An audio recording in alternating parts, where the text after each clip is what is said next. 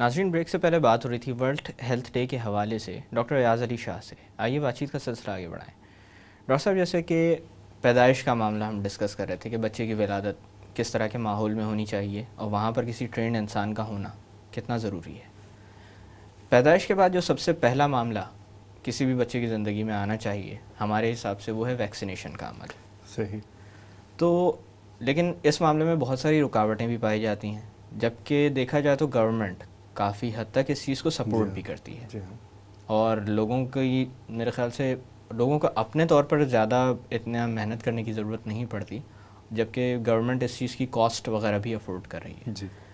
پھر بھی رکاوٹوں کا سامنا بارہا رہتا ہے. تو اس حوالے سے میں پوچھنا چاہوں گا کہ یہ ویکسینیشن کا عمل بچے کے لیے کتنا ضروری ہے اور اس کے مستقبل کو یہ کتنا بہتر بناتا ہے. دیکھیے، ویکسینیشنز ان بیماریوں سے بچاؤ کے لیے کی جاتی ہے جو کہ آئندہ زندگی میں کبھی اگر خدا نخواستہ لاحق ہو تو وہ اس کے لیے جان لیوا ثابت ہو سکتے ہیں، جو کہ پہلے کے وقتوں میں بچوں کے لیے ہوا کرتی جی ہاں، پہلے کے وقتوں میں ہوا کرتا تھا، آج کئی سال پہلے کہ ایسی کوئی بیماری ہو جاتی تھی جس کا کوئی حل نہیں ہوتا تھا اور وہ پھر آخر میں وہ جان لیوا ثابت ہوتی تھی. تو اب الحمدللہ ہمارے پاس ویکسینز موجود ہیں کہ اور بہت ساری بیماریوں کے لیے ہم وہ ویکسین دے دیتے ہیں جس سے کہ یا تو جان لیوا اثرات نہیں رہتے یا بچہ معذوری سے بھی بچ جاتا ہے کسی بھی قسم کی، جیسے کہ پولیو ہے یا دوسری چیزیں ہیں کہ معذوری سے بھی بچ جاتا ہے اور بچہ صحت مند زندگی گزار سکتا ہے آئندہ زندگی. اچھا ڈاکٹر صاحب، اس کے بعد جو سب سے ضروری عمل آ جاتا ہے وہ ہے بچے کی غذا کا. جی. کہتے ہیں کہ ابتدائی طور پر ابتدائی 6 مہینوں میں صرف ماں کا دودھ بچے کی غذا ہونی چاہیے. بالکل صحیح. اور اس کے بعد بھی 2 سال کی عمر تک بچے کو ماں کا دودھ ملتا رہنا چاہیے. صحیح. اسی طرح سے ابتدائی طور پر جو دودھ آتا ہے جس کو کولوسٹرم کہا جاتا ہے، میں نے دیکھا ہے بہت ساری جگہوں پر اس کو فاصل دودھ سمجھ کے یا بچے کے لیے مضر سمجھ کے ضائع بھی کر دیا جاتا ہے. وہ بچے کے لیے کتنا اہم ہوتا ہے اور یہ جو گائیڈ لائن بنائی گئی ہے اس پر عمل کرنا کیوں ضروری ہے؟ دیکھیے، بچے کی پیدائش کے بعد ماں کے جسم سے جو دودھ آتا ہے وہ آپ نے فرمایا کولوسٹرم کہتے ہیں، وہ اس کے اندر ہم اپنے انگریزی میں ایمینوگلوبولنز کہتے ہیں جو کہ بچے کی مدافعتی نظام کو مضبوط کرنے کے لیے ہوتے ہیں. جی.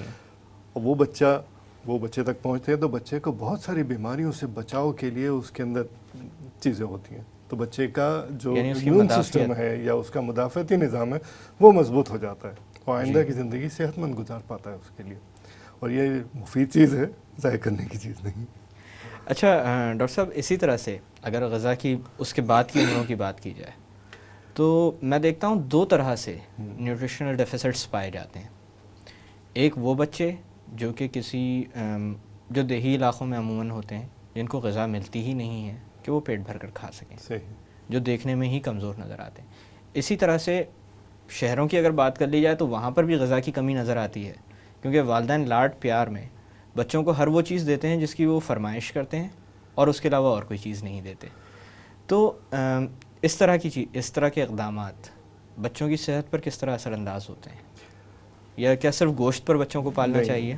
بات یہ کہ یہ تو والدین یا کہ دوسرے جو ان کے کیئر ٹیکرز ہیں ان کو سمجھنا ہے کہ بچے کی ضرورت اس کے لیے کیا ہے. بچے کی ضرورت تو اس کو تمام چیزیں مہیا کرنا ہے، سوائے اس کے کہ ہم کسی ایک چیز کے اوپر اکتفا کرتے چلے جائیں اور وہ دیتے چلے جائیں اور وہ بچے کی جو ضروریات ہیں ان کو پورا نہیں کر رہی ہوتی. بعض چیزیں ایسی ہوتی ہیں جسے ہم جنک فوڈ کہتے ہیں، بچے زیادہ استعمال کر رہے ہوتے ہیں، وہ ان کے جسم کو پھلا تو دیتے ہیں لیکن اس کے اندر وہ جسے کہتے ہیں ان کی بنیادی ضروریات پوری نہیں کر رہے ہوتے. ٹھیک ہے، کسی ایک چیز کو بڑھا دیا جاتا ہے لیکن باقی ضروریات. اور پھر میں نے یہ بھی دیکھا کہ اکثر و بیشتر عمر کے بعد والے حصے میں ان چیزوں پر پابندی بھی لگانی پڑ جاتی ہے. جی ہاں، جب آدمی بڑا ہوتا ہے اور 40 کی عمر کراس کرتا ہے تو پھر یہ کہ خدا نخواستہ کسی بلڈ پریشر یا کوئی کارڈیک ایشوز وغیرہ ہوں تو دل کی بیماری ہے یا کوئی ذیابیطس، تب ان کے لیے زندگی اور دشوار ہو جاتی ہے، تب یہ پابندیاں آنی شروع ہو جاتی ہیں اس کے لیے. اچھا ڈاکٹر صاحب، اسی طرح سے نیوٹریشن کے حوالے سے میں آپ سے پوچھنا چاہوں گا کہ وائٹامنس کی بات کی جاتی ہے اور ویجیٹیبلس کی بات کی جاتی ہے، غذا کے اندر ان چیزوں کا شامل ہونا کتنا ضروری ہے؟ دیکھیے غذا کو اگر ایک بیلنس ڈائٹ ہم اسے کہیں جس کے کہ 5 پورشنز کر کے اس طرح سے ڈسکرائب کیا جاتا ہے. ایک ڈائٹیشین اس کو زیادہ بہتر انداز میں بتا سکتے ہیں, لیکن ہم جب بتاتے ہیں تو ہم صرف یہ ضرور کہتے ہیں کہ آپ کی غذا میں تمام چیزیں شامل ہونی چاہیے, جس میں کہ کچھ چکنائی بھی ہو, کچھ حصہ نشاستے کا بھی ہو, اور کچھ حصہ جو پروٹینز جس کو کہتے ہیں, جس میں گوشت بھی آ جاتے ہیں, یا کہ پلانٹ پروٹین میں دالیں وغیرہ ہیں وہ بھی آ جاتی ہیں. پھر فائبر کا بھی بہت حصہ ہے, فائبر سبزیوں میں وہ پھر آ جاتے ہیں, یا پھر پھل فروٹ ہیں, جو آپ کے نظام ہضم کو بھی صحت مند رکھتا ہے. بالکل ٹھیک ہے, آپ کے نظام ہضم کو بھی چلانے کے لیے یہ تمام چیزوں کی ضرورت پڑتی ہے. اچھا ڈاکٹر صاحب, اسی طرح سے صفائی کو بہت زیادہ اہمیت دی جاتی ہے صحت کے حوالے سے. صفائی نصف ایمان بھی ہے. بالکل. صفائی کے اندر کچھ بنیادی چیزیں ہیں جن کا خیال نہیں رکھا جاتا. مثال کے طور پر ہم لوگ اس چیز پر تو بہت توجہ دیتے ہیں کہ بچے کو جو کھانے کی چیزیں ملیں وہ صاف ملیں, لیکن پانی پر اتنی توجہ نہیں دی جاتی.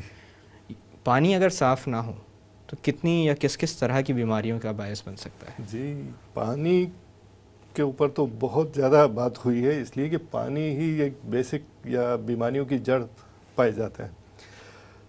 پانی کو صاف کرنا, پانی کو اس طریقے سے استعمال کرنا کہ وہ جراثیم سے پاک ہو, اور اتنا پانی استعمال کیا جائے کہ جسم کی نشو و نما اور جسم کی ضروریات کو بھی پورا کر سکے, اور تمام یعنی جسم میں پانی کی کمی بھی واقع نہ ہو. بالکل, کمی بھی واقع نہ ہو, اور پانی اور جو استعمال کرے وہ بھی صاف ستھرا پانی ہو کہ خدا نخواستہ اس میں کوئی جراثیم یا کوئی ایسی چیزیں جسم میں نہ چلی جائیں جو کہ بیماری کا سبب بنے.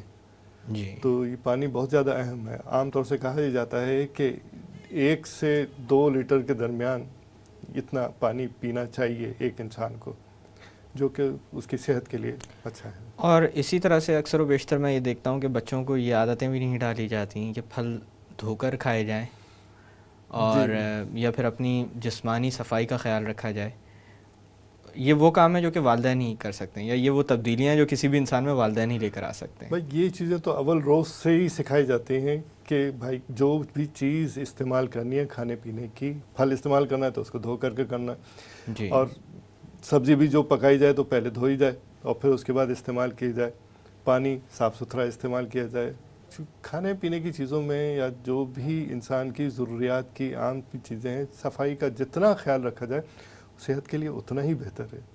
اچھا ڈاکٹر صاحب, اسی طرح سے ڈس انفیکٹنٹس کا استعمال یا اینٹی بیکٹیریل یا اینٹی مائکروبیل سوپس وغیرہ کا ان کا استعمال, یہ بہتر ہوتا ہے یا یہ بھی اسی طرح ہے, یا آپ ایک نارمل صابن سے جب ہاتھ دھوتے ہیں تو وہ بھی آپ کو جراثیم سے پاک کر دیتا ہے اور یہ بھی کر دیتا ہے؟ دیکھیے, جتنی زیادہ ایڈوانسمنٹ سائنس میں ہو رہی ہے, ہر جگہ پہ ہر موقع پہ کچھ نہ کچھ ریسرچ آ رہی ہوتی ہے, تو یہ کوئی نہ کوئی ایج ضرور ہوتا ہے اس کے اندر ڈس انفیکٹنٹ کا جراثیم کو مارنے کے لیے. یقیناً ہر آدمی ریسرچ کرتا ہے, کوئی نہ نئی بات, کوئی اچھی بات ہی لے کے سامنے آتا ہے, تو وہ فائدہ مند ہی ہے.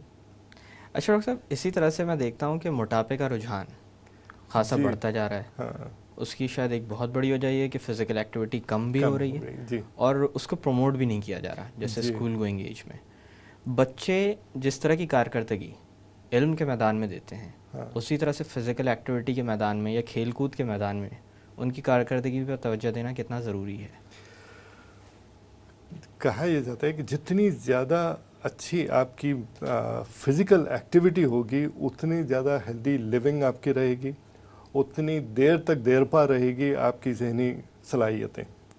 جی, وہ اگر آپ کمپیئر کریں کہ ان لوگوں سے کہ جن کو سیڈنٹری یا کہنا چاہیے کہ بیٹھے رہنے کی عادت ہے, تو جو آسائش پسند ہیں, تو ان میں واضح فرق ملتا ہے. وہ عمر کے آخری حصے میں یہ وضاحت زیادہ معلوم ہوتی ہے کہ جن لوگوں کی ایکٹیویٹی زندگی میں زیادہ رہی اور جن لوگوں کی ایکٹیویٹی زیادہ نہیں تھی, تو وہ عمر کے اس حصے میں جب یہ کہ وہ سینئر سٹیزن میں شامل ہو جاتے ہیں, تب وہ ان کو اپنی اس کمی کا احساس ہوتا ہے. اچھا ڈاکٹر صاحب, انسان اپنی پروڈکٹیو ایج میں یا نوجوانی کی عمر یا اس کے بعد والی عمر کے حصے میں عموماً ایسی عادتیں اپنا لیتا ہے جو کہ مضر صحت ہوتی ہیں. فار ایگزامپل اسموکنگ ہو گئی, ٹوبیکو کا استعمال ہو گیا. یہ چیزیں انسان کے لیے کہتے ہی ہیں کہ اس عمر کے حصے میں ان کی وجہ سے کوئی نقصان اسی وقت سامنے نہیں آتا. یہ ایک ایسا امتحان ہوتا ہے جو آپ دے تو دیتے ہیں لیکن اس کا نتیجہ عمر کے آخری حصے میں آتا ہے. صحیح. تو آنے والے وقتوں میں یا عمر کے انتہا پہ یہ اس طرح کی عادات کتنی خطرناک ثابت ہوتی ہیں؟ دیکھیے یہ جو باتیں ہیں، جو بچہ شروع کر رہا ہوتا ہے اسموکنگ یا کوئی بھی ایسی عادت، اس کو اس وقت نہیں پتہ، نوجوانی میں اس کو اس وقت نہیں پتہ، لیکن وہ تو اس وقت کسی اور خیال میں ہوتے ہیں. لیکن لوگوں نے، جو بزرگوں کا جو تجربہ رہا کہ یا ہم معالجین جو دیکھتے رہے ہیں کہ اس قسم کی چیزیں استعمال کرنے سے جو کہ صحت کے لیے مضر ہیں، زندگی کے دن آخر میں کم ہو جاتے ہیں.